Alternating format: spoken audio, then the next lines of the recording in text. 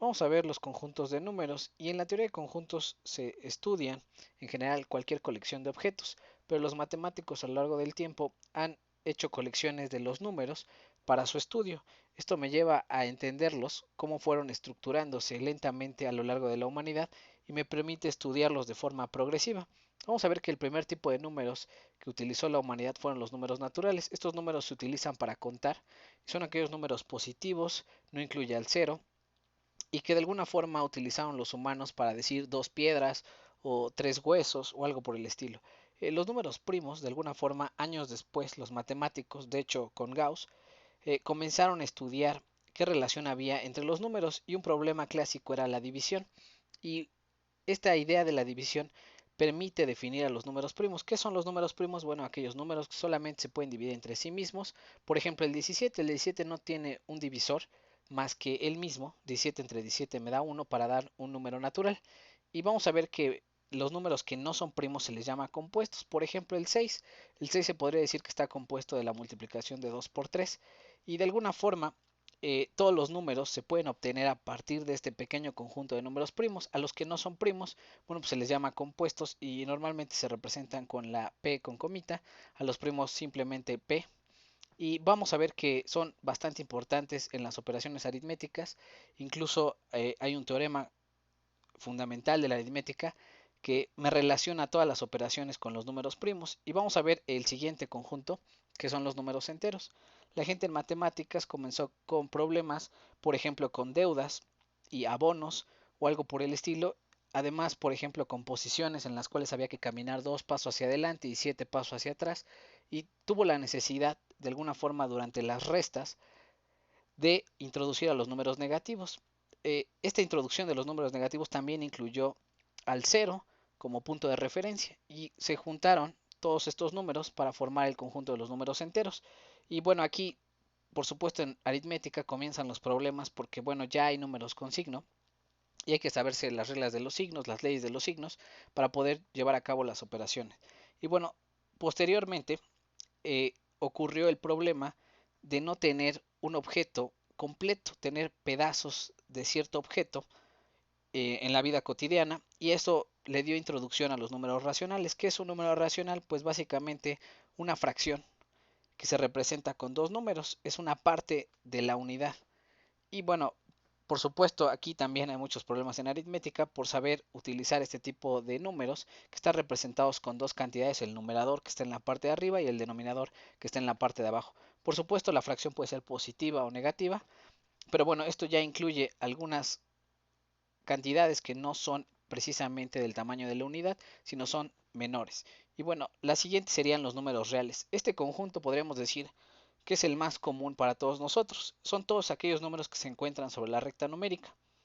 Pero vamos a ver que hay algunos números, por ejemplo la raíz de 2, algunas raíces de números primos, algunos números especiales como pi, el número de Euler o algunos logaritmos.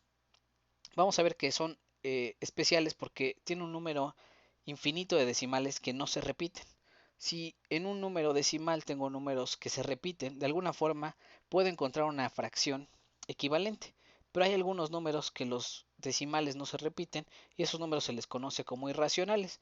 Los irracionales, bueno, se representan con la letra Q con comita y esos números de alguna forma sí están en la recta numérica, pero no se pueden representar en forma de fracción. La única forma de representarlos es utilizando decimales. Y bueno, este conjunto de números son todos aquellos que utiliza la humanidad comúnmente. Pero vamos a ver que no es el conjunto más grande. El conjunto más grande surge del problema de sacar la raíz cuadrada de un número negativo. Ahí entonces introducen los matemáticos lo que se conoce como la unidad imaginaria. Si nosotros buscamos la raíz de un número negativo en la recta numérica, esto tiene que ver con las reglas de los signos, vamos a ver que no existe ningún número sobre la recta numérica que resuelva este problema. ¿Qué hicieron los matemáticos? Pues muy inteligentemente dejaron este número, digamos, fuera de la recta numérica, lo dejaron pendiente, es como darle un nombre a algo que no puedes resolver, y eso le llamaron la unidad imaginaria. Y después aprendieron a trabajar con ella, y de alguna forma dijeron, ok, si no conozco la unidad imaginaria, pero si conozco el cuadrado, en algún punto durante las ecuaciones tendré que sacar el cuadrado y se cancelará la parte imaginaria. Es más o menos la idea. De alguna forma, algunos fenómenos en física, algunos fenómenos matemáticos, tienen que ver con el plano complejo. Aquí ya no tengo una recta, sino que tengo dos ejes, uno la parte real y otro la parte imaginaria. Y en algunas ocasiones lo que observamos en el mundo, en la vida cotidiana, es la parte real de un número más complejo que tiene dos partes, ¿no? Estos números, bueno, se representan con parejitas, a veces son sumas o restas, en donde hay una parte que es real y otra parte que tiene la unidad imaginaria. Y bueno, estos los vamos a trabajar a detalle, se trabajan a detalle en álgebra, pero bueno, es importante saber que los reales o la recta numérica no es el conjunto más grande que se estudia en matemáticas. Por supuesto, hay muchos otros conjuntos de números, pero bueno, estos son los básicos. Y bueno, aquí está el esquema general de todos los números o los conjuntos de números más importantes en aritmética. Y vamos a ver que, bueno, cada una de estas letras son letras convencionales que se utilizan por los matemáticos en los libros o en los textos de matemáticas y tienen que ver con cosas históricas. Entonces, de alguna forma hay que aprenderse cuáles son las letras. Por ejemplo, Q, que es quotient, que significa cociente. Z, creo que del alemán Zusammen, que tiene que ver juntos los positivos y los negativos. Y bueno, vamos a poner, por ejemplo, un número para explicar un poquito el esquema general. Vamos a poner aquí menos 3 cuartos, ¿no? Y lo primero que tendríamos que identificar es de forma concéntrica. Vamos a empezar en los conjuntos más pequeños en el centro. Vamos a intentar identificar a qué conjunto pertenece el menos 3 cuartos. Y vamos a ver que, bueno, no es un número primo, tampoco es un número compuesto, de alguna forma no es un múltiplo de números primos, y no es un número natural, es decir, no es positivo y entero. Tampoco es entero porque, bueno, de alguna forma es una fracción menor a la unidad o está representado con una fracción y no lo puedo representar de forma entera. Y vamos a ver que entonces pertenece a Q, es decir, al conjunto de los números racionales. Pero aquí es importante saber que, bueno, si pertenece a Q, Q a su vez está dentro del conjunto R. Es decir, todo número racional, todo número que se representa como una fracción, se puede representar en la recta numérica o incluso se puede representar con decimales. Y entonces, al mismo tiempo, como pertenece a los reales, pertenece a los complejos. Es decir, aquí, aunque no esté observando, no hay una unidad imaginaria como tal, se podría poner más 0i, así, ¿no? Más 0i. Y esto ya lo hace un número complejo. Es decir, la parte imaginaria o la parte que me arrojaría los números complejos vale 0 y entonces se puede representar perfectamente en la recta numérica con un número real, con un número con decimales o una fracción. Se puede representar como un número racional, numerador y denominador, pero ya no se puede representar como un número entero con signo negativo y positivo sin la fracción. Entonces solamente pertenece a tres conjuntos: racional, real y complejo.